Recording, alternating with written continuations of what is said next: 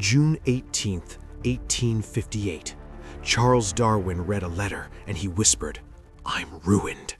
A man he barely knew had just described his life's work, the theory Darwin hid for 20 years. But this stranger, he figured it out in a fever, in a jungle, 6 years after surviving this. His ship burned. Everything gone. Today, you know Darwin's name, but the man who almost stole evolution, you've never heard of him. This is that story. Imagine this.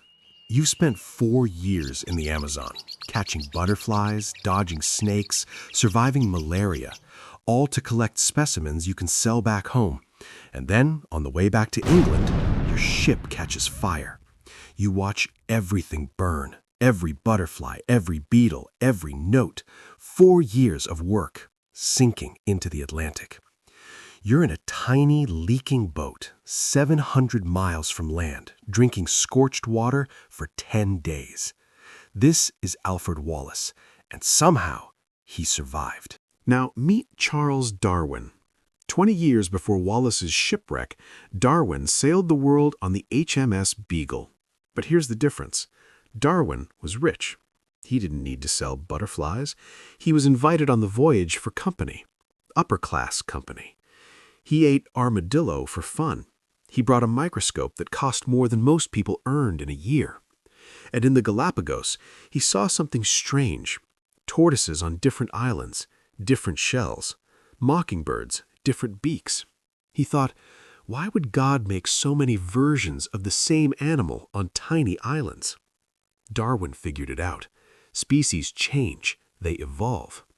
But he was terrified. If he published, he'd be called a heretic.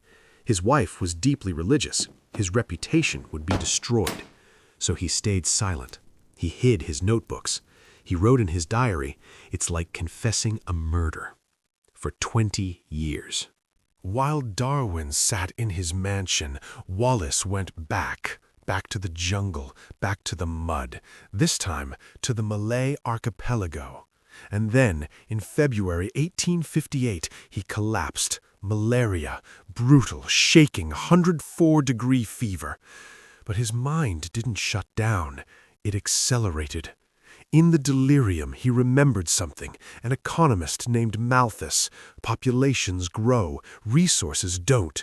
There's a struggle for survival. And suddenly, he saw it. The fit survive, the weak die, traits pass to offspring, over generations. Species change. Natural selection. He grabbed a pen, his hands shook, but he wrote just a few pages, and he sent it to the one man he thought would understand.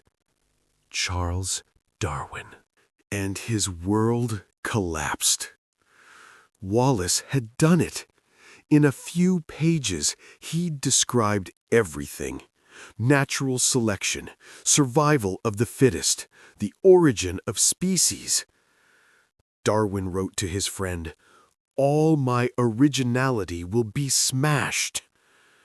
He had a choice.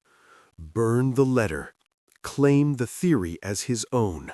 Wallace was 10,000 miles away. No one would know.